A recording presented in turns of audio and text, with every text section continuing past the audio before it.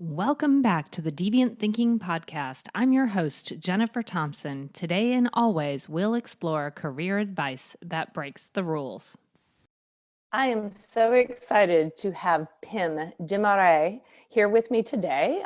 He's joining me from Holland, and he is a corporate rebel.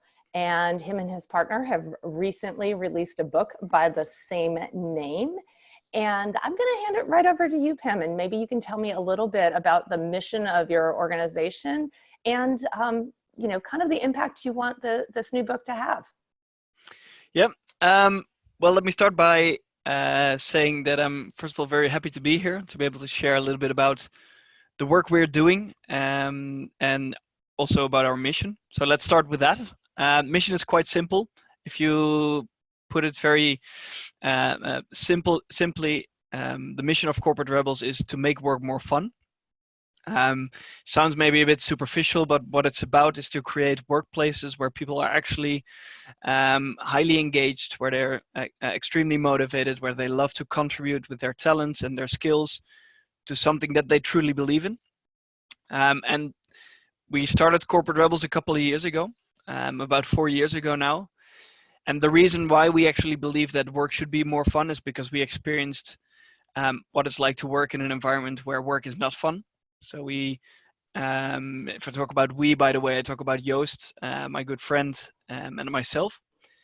And we started Corporate Rebels from this point of frustration because we experienced that working in the corporate world, or at least the corporates that we were working in, were based on such outdated models of work and such outdated ways of working that we, while working there, experienced that work is for many people, including us, not very enjoyable. And it was just 40 hours a week, waiting for the weekend to begin, and then waiting 4 weeks for the paycheck to arrive. And that was about the main goal of what we were trying to do there.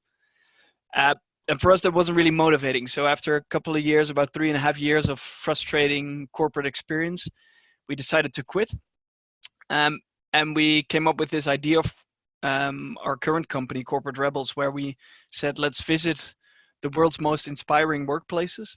Let's spend a couple of days inside these organizations to understand how they work. Let's interview as many people as possible to understand how they actually work different than traditional workplaces. And let's learn how work can actually be made more fun, so more people actually enjoy their working lives. And this is what, in a nutshell, Corporate Rebels is. So we continuously travel the world to visit the world's most progressive companies.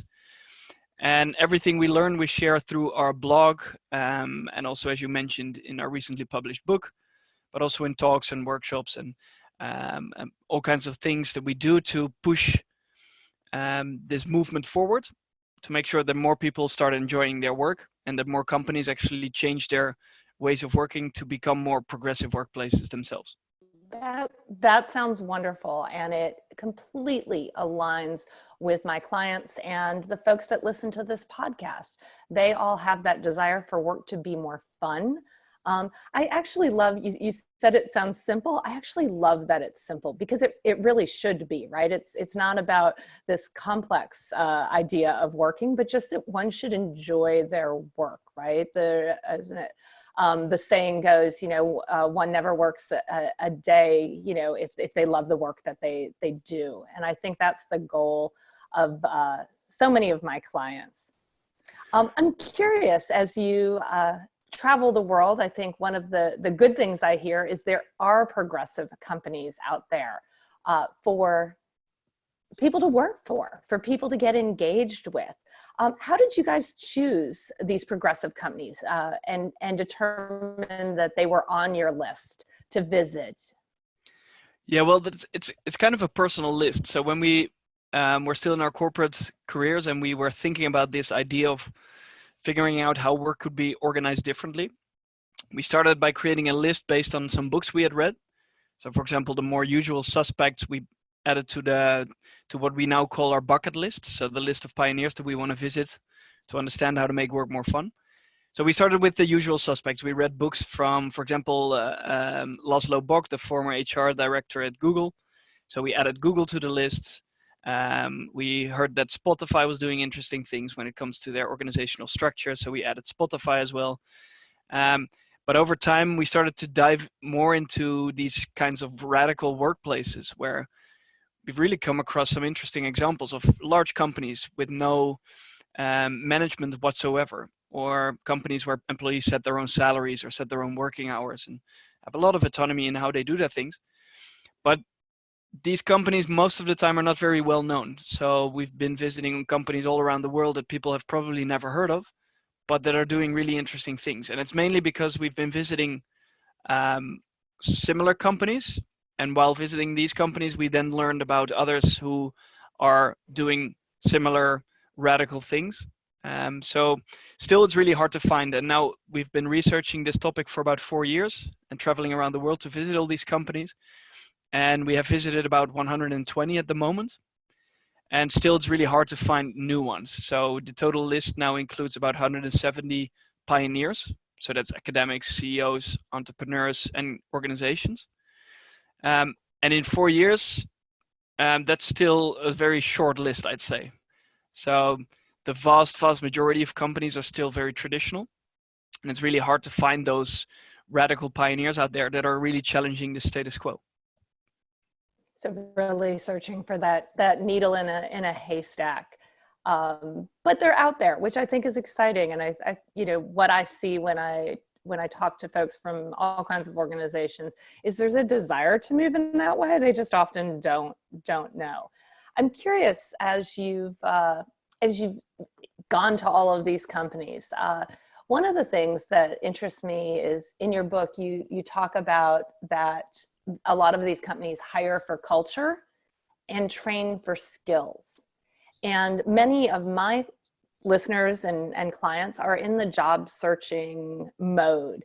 And I'm curious about how, I guess the question is really the employees that show up, the ones that they hire, do you see them as different folks, or do they come with that energy and that experimental mindset, or are they kind of made once they get there?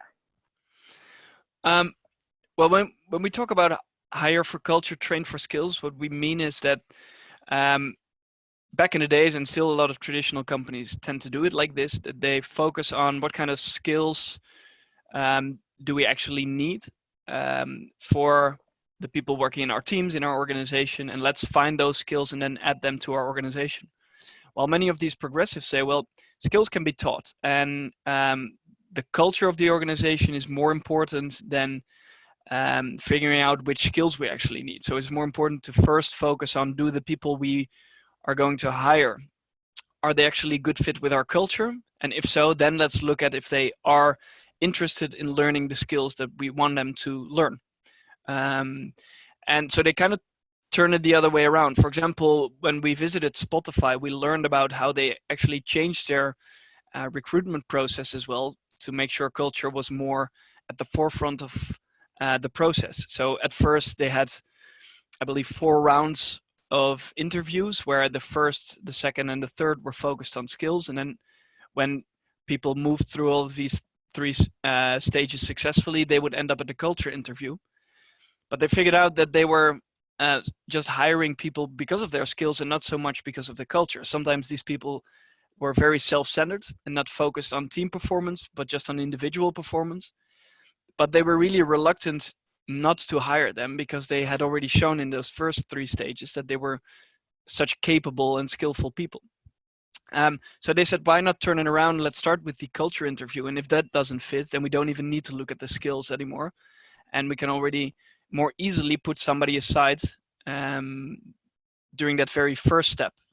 And if people do actually get through that culture interview, if there's a good fit in the culture, then let's see if we can also test their skills, whether they already have it or maybe that they are good at developing it, that we can actually focus our time and energy on getting their skills up to their required level.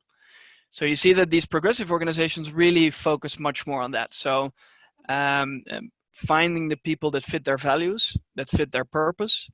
And if so, then let's see if they have the right skills as well, or maybe we can train them so they can get up to the required skill level. That sounds wonderful, and I wish more companies would do that. Um, you talked about that they really defined their values as companies. Again, that's something that when I talk to my clients about, I want them to know their own personal values. As you've interviewed all of these companies, are there common values that each of them have that kind of define them in this way? Well, the painful thing here is even if you go to traditional companies, they have all, if you look at the values, they more or less seem like similar companies. So even the very traditional companies say, well, we have important company values, and whatever we do, everything is focused on putting those values to the forefront of our business. But in most cases, that's actually not the case. So they have these values, they put them in their annual reports and sometimes on fancy posters in their meeting rooms, but nobody really makes decisions based on their values, or they don't really use them in their recruitment process or in their incentive systems in the company.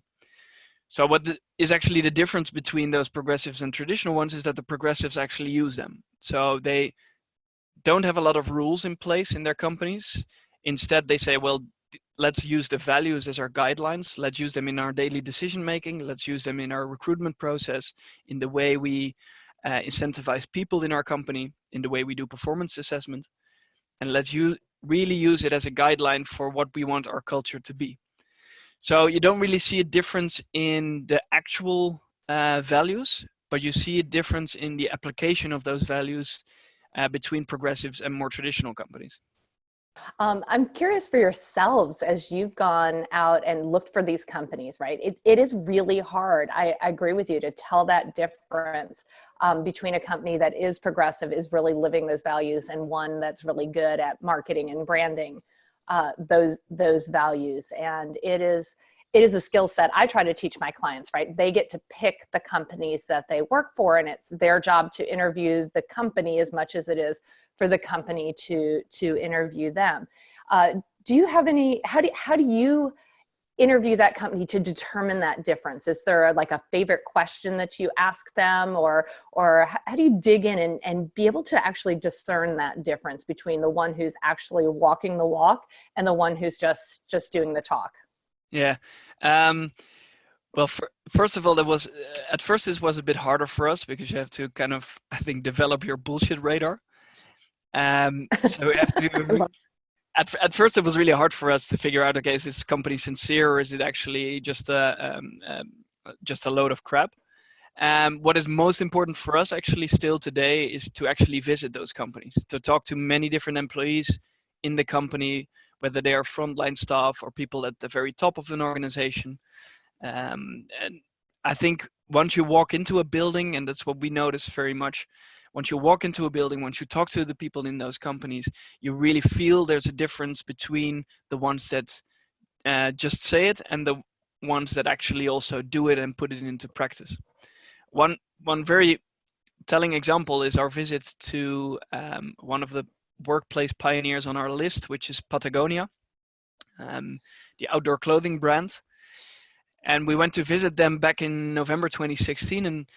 And Patagonia is not just about making clothes for people who love the outdoors, but it's also a company that focuses a lot of its efforts on sustainability and making sure that the clothes that they make are as less polluting to the environment as possible. So we went over there and we actually wanted to learn from them how they do it, because it's nice to say it, but how do you actually put that stuff into practice? And we had a meeting with them scheduled at 6:30 a.m. In Ventura, California, but we actually were supposed to meet at the beach. So we took our camper van, which we were driving back then around the US to visit these pioneers. And we went to that meeting location at the beach, 6:30 in the morning. And then at first nobody was there, so we thought we actually mixed up the AM and PM because we're not used to using that here in Holland. But then after a couple of minutes, a big white van arrived and this 50-year-old hippie jumped out and said, well, guys, before we're going to share anything about how we work at Patagonia, we're going to make you experience what we're all about. And this guy took us surfing, or at least we were trying to surf. It was more like rolling around in the waves. And we were actually experiencing what the company Patagonia was about. So they weren't just telling us why they were doing what they were doing, but they were actually making us experience what they were about, which is enjoying outdoors responsibly.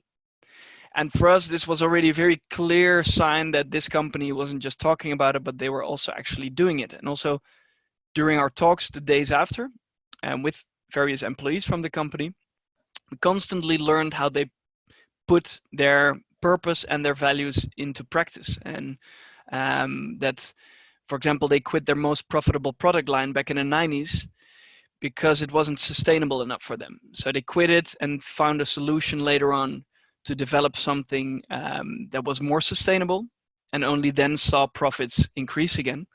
But constantly walking the talk on issues like this. And I think the main way to figure out if a company actually does that is to go there and to talk to many people. So also if you're looking for a new job, and if you're looking for a company that really fits your personal values and your the purpose that you are looking for in your job, the main advice would be to actually go there and to visit those companies and to talk to many people. And as you mentioned, interview the company just as much as the company interviews you.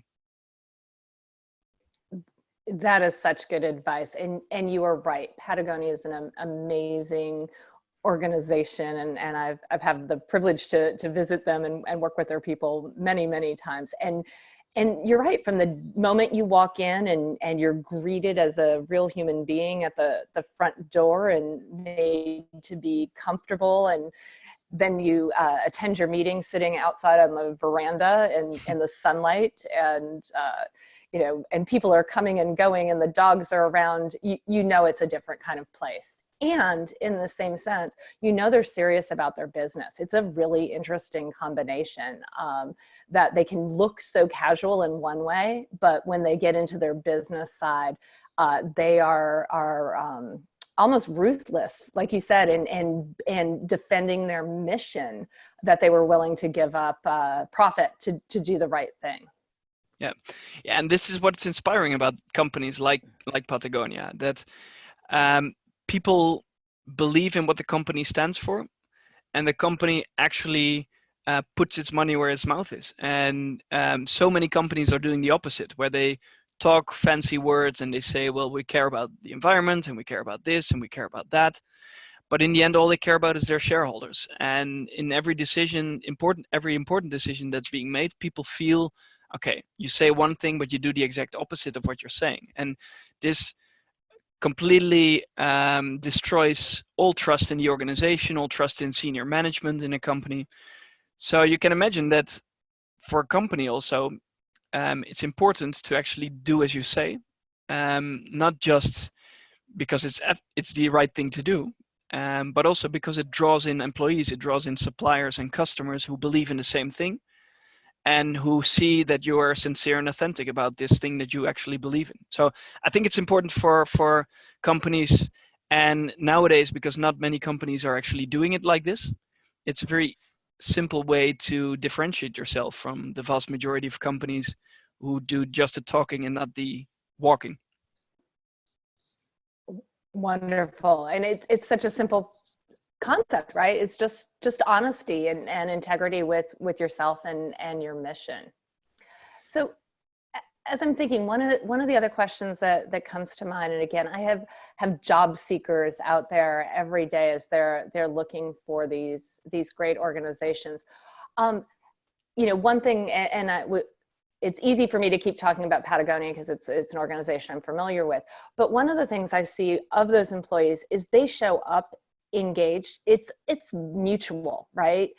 Patagonia is getting some of the best people because they're honest, but those people have to show up engaged as well. So I'm curious, as you've gone around, I'm sure there's people that come up and your book signings and so on say, I wish I could work at one of these companies. What do I do to be able to work at one of those companies? What advice do you tell them so they can get themselves ready to be a good hire at one of these organizations? Well, I think it comes down more or less to the same thing. So being passionate about what it is that the organization is trying to do. So the purpose should be aligned. The values should be aligned, and you should find a way to show that, whether it's through I don't know, the way you approach the company, or the way you go to the interviews, or the way you even search for the companies that you want to apply at. I think it's first of all important to understand, okay, what is it that I want personally in a job? What do I want to contribute to? And what are my personal values? What do I think is important in a job? And like for myself, for example, having freedom and flexibility is a very important part of my work. Nowadays, I get the chance to organize everything myself. But if I would be looking for a company, freedom and flexibility would be very high on that list, because I want to make my own decision. I don't want somebody else to make decisions for me. So if I would be looking for a company, I first of all had to make sure that my values align with the company's values. And then when you actually start applying to those companies, you need to show, I think, through your experience, through the stuff you've done before, that your values are very much aligned with those of the company, and that you have, besides a fit with the purpose and the values, also skills and a lot of energy to add to such an organization. And I think that's still the main thing. Like, if we get people who want to, like, we get a lot of people who want to apply at our company because they love what we do, they believe in what we stand for. So for us, if we have to say no to a lot of those applications, and the ones we pick out to maybe not even say yes, but to at least have a talk with those people, is because we see their passion for our topic, and we see their passion for the values and the things that we believe in. So if there's alignment on those, I think it's really hard for companies to say no to a person who's applying to them. Wonderful. And that brings me, I'm curious, as you evaluate those folks that want to work for you. I would imagine, and this is something I encourage my clients to do, is to not be typical when you send an application into one of these organizations, or to yourself. You know, if I know myself, when I get the resume and it's boring looking, and they worry a little bit too much maybe about the skills and not about their softer skills. And I don't even know that I like that word, but more their culture and their energy that they bring, they seem boring to me. So I'm curious if there's anyone that stands out that you've hired that maybe did approach things in a more radical or different way that really got your attention. Yeah, well, first of all, I think it's important to say that we never hired somebody based on a resume or a motivation letter.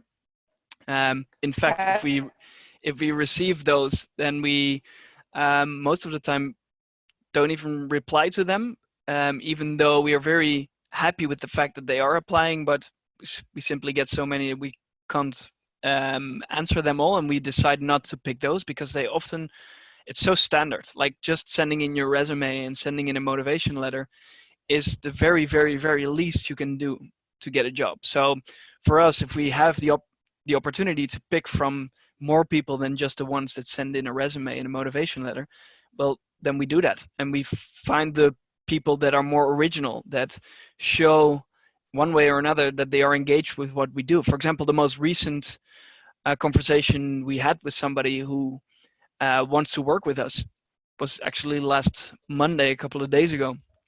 And that person had been part of our community already for a while, and he had shown to be very active, to contribute to other people's thinking, to share ideas, to share knowledge. So we already knew, even before he applied, that he was very interested in the topic, and it was contributing a lot of value, not just to us, but also the people in our community. So he was already on our radar before he actually applied. So, and I think that's something important to understand for people. Like, if you have the passion for what the company you want to apply for is doing, then find ways to show it, not just through motivation letter and a resume, but through other ways, more creative ways, that you really show that you are not just saying all these nice things because you want to have a job, but that you're actually passionate about this topic.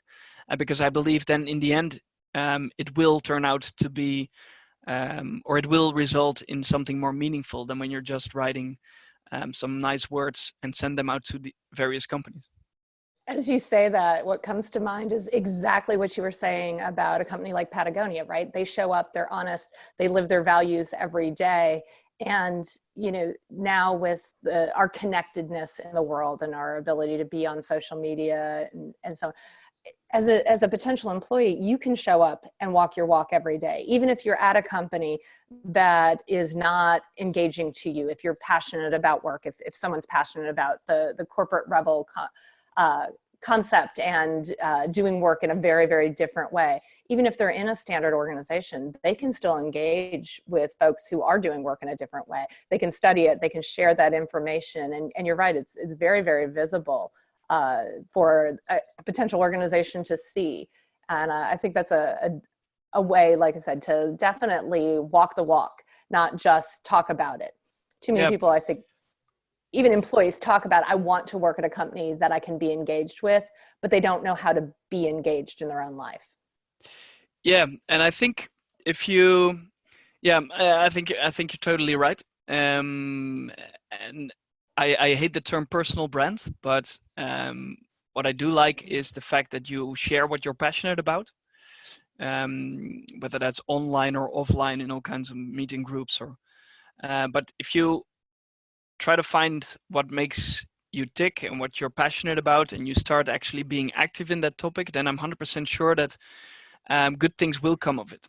And whether that's a new job or a new hobby or new people you want to meet who believe in the same thing, then I think in the end, the most important thing is, first of all, to figure out what it is that you want and then be active in it. So not just read about it and not tell anyone, but try to share what you're learning. Try to share what you're passionate about. And I think then it will kind of grow organically, and you will find something that you also for a job can do that fits what you're passionate about. Wonderful. Which can lead us right to your book, because that's your way of sharing what you guys are passionate about. So for my listeners who'd be interested, tell us a little bit about the premise of this book and kind of the information that it's sharing. Yeah. So and before doing that, I think one more important thing to add. You mentioned it's a way for us to share what we are learning and what we're passionate about. That's 100% true, and we've been doing that from the very start. So now it sounds nice. We've written a book and it sounds all fancy, but it's, I can tell you, when we started 4 years ago, we had nothing but a very small room where we moved in together because we had to save costs. And we had this very bad looking blog where we were sharing everything we were learning in a very shitty way, I'd say, because we weren't good writers, and I'm still very doubtful we are nowadays, but we didn't really know how to share it. We didn't have a good website to share it, but there was a lot of passion, and we said, okay, maybe we don't know a lot now, but if we continue to share, probably people will be interested in this, and people will join kind of that community around it. So I think that's important to mention as well. It doesn't have to be perfect from the very start. You can start very crappy and just continuously evolve. And if you are truly passionate about it, as we are around this topic, then over time it will become better quality, and it will become more attractive to other people to follow it. But I think it's important not to start from a point where you think everything has to be perfect, but it can also be very crappy what you start. As long as you're passionate about it and you're willing to develop it, I think that's more important than trying to come up with this perfect way to share it. Well, I think as you say that, it also brings up the topic of patience. That you're totally right. When I started Deviant Thinking, very much the same thing. I was tired of not being allowed to be as creative in the organization I had been in. And it had to grow and morph, and I think it's so easy to buy into the overnight success. And if you are someone who is looking for a job, well, why didn't I get the first job that I applied for? So that patience to build your craft, to make that shift is huge. So I appreciate you bringing that up. So thank you. Yeah, and then going back to your previous question, like what is the premise of the book? Well, it's about 200 pages where you will join us on our travels to all these progressive workplaces. So we start from what I just shared, so that point of frustration in these corporate environments. then the fact that we quit our jobs, and then we have the book is structured around 8 trends that we see in these progressive workplaces. So the things these progressive companies do different than the more traditional ones.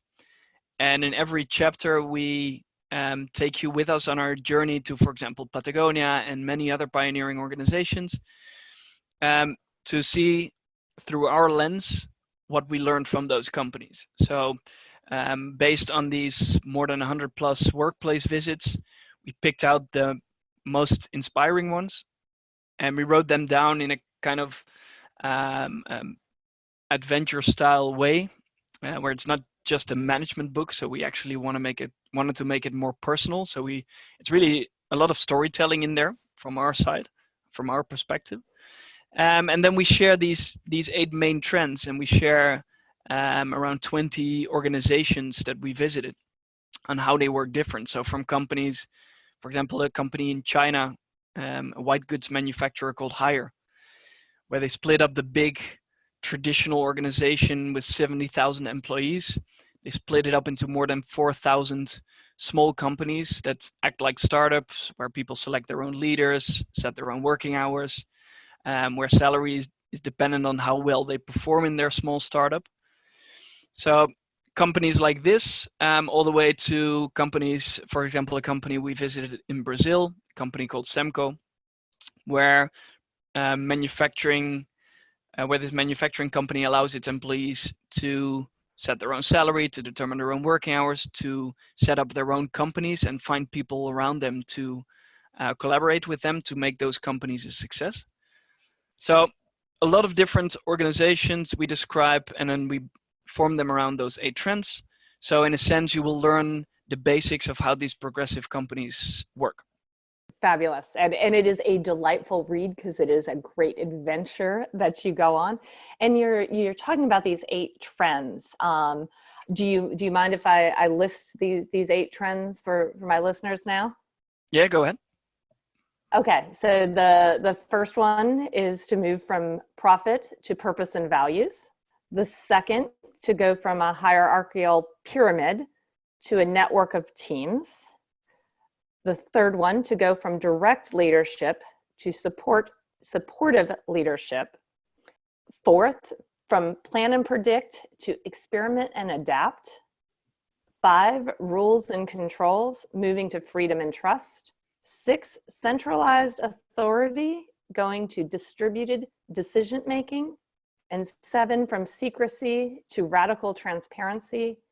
And 8, from job descriptions, very near and dear to my heart, to talent and mastery. So some big shifts. And of course, I'm interested in that last one, the job descriptions to talent and mastery. So what is the difference there? Can you share that quickly? Yeah, so we did a big research study here in the Netherlands when we had those 8 trends, and we wanted to understand how present are each of these trends in today's workplaces in Holland. And painfully, we saw that one of the ones that was most missing was the talents and mastery ones. So one of the results was that 33% of the people who were surveyed felt they could use their main talents in their day-to-day work. Just 33%, meaning that 67% of the people, so 2/3 of the people, cannot use their main talents in their day-to-day work, which is not just a waste of talent, but also a waste of motivation and a waste of performance also for companies, because they hire people and they don't use their main talents. So that just makes me want to say, holy shit, like what else do you say to that? So most of us are not using our greatest talents. Yeah, wow. And it's such a waste. So apparently, in this fact by in itself already shows that the way we organize work is terribly wrong, and it's outdated and doesn't make any sense. So what we see in progressive organizations, they don't focus so much on job titles. Sometimes they get rid of them altogether, or they don't focus that much on job descriptions, which state people's day-to-day activities. And then when they hire people, they make sure they hire for that specific job description. Progressive organizations instead focus on figuring out what are the talents of my people inside the organization or even inside a team. What are their main talents? Not just the ones at work, but also the things they like to do at home. And how can we make sure that we craft a job around those main talents? So how can we make sure that the people in our teams are doing the things they like to do most? With the belief that if people do the things they like to do most, not just motivation and engagement will increase, but also the performance of these people will increase tremendously. So it's just as simple as that. So figuring out ways and setting up practices in organizations to make sure that people are more focused towards their talents and not hired for specific job descriptions. So the idea that people move from one job description to another doesn't make a whole lot of sense anymore, because it makes much more sense nowadays for people to figure out what it is they love to do and then making sure they develop themselves in that specific topic. And that's what these companies try to do as much as possible. Fabulous. And such common sense. It's amazing how not common it is. Yeah, we see that with quite a lot of these topics. So it sounds very much common sense. Also, when you look at, for example, the other trend from rules and control to freedom and trust, like it makes also a lot of sense to give people some autonomy, because at home people can raise children, they can buy a house, maintain relationships with friends, and all of a sudden when they come into the workplace, they're not allowed to spend $100 or $200 of company money. It's also not a lot of common sense, but still in many organizations we tend to think that that's a good approach to work, which is not really the case. It's funny that you use that example of spending money. I knew that I was frustrated with a job, like it came full focus when I asked to make a $50 purchase, and it had to go up 2 levels in the company to make that purchase, and I was told no. I was floored. I was working over billions of dollars worth of product, but I couldn't make a $50 decision. And I really realized we were just mired in bureaucracy and going to struggle at that point. So you're totally right. Yeah, it's a good example. And at the same time, even if you're not allowed to spend maybe $50, at the same time, everybody in most organizations at least is allowed to set up a meeting with at least 8 people who spend 1 or 2 hours in a meeting.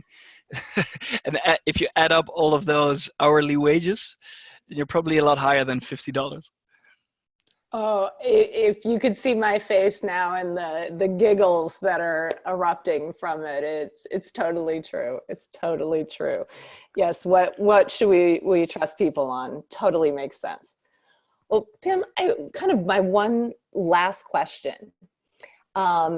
We've touched on a great number of topics. I absolutely love this. I'm thrilled to have had you on this today.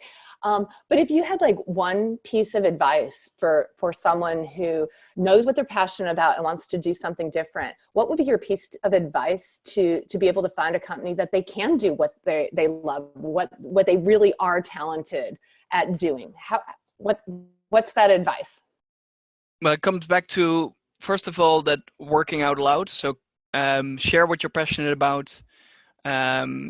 Search for other people who are passionate about this topic.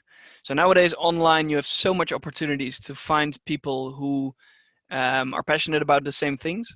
Get into those groups, whether it's Facebook communities or whether it's LinkedIn groups or whether it's local meetups that you can join.